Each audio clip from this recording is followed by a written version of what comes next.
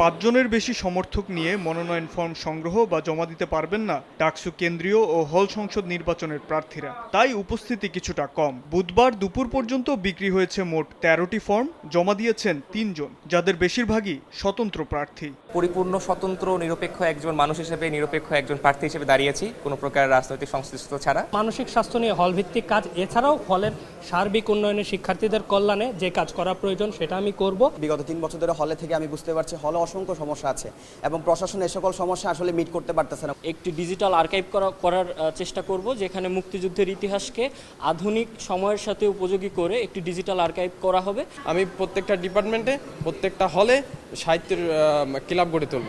মঙ্গলবার মনোনয়ন ফর্ম সংগ্রহ করা এক প্রার্থীর বিরুদ্ধে নিষিদ্ধ ছাত্রলীগের রাজনীতি করার অভিযোগ ওঠে।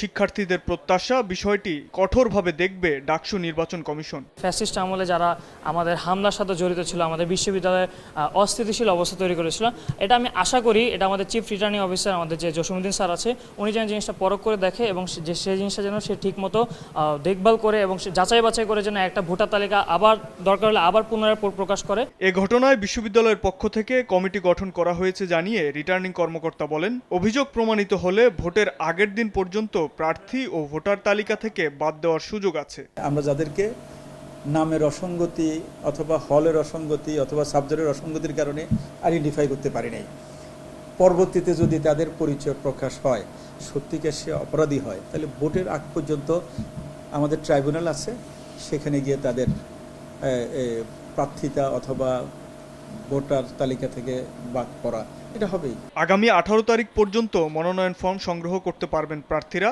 9 সেপ্টেম্বর হবে ভোট গ্রহণ।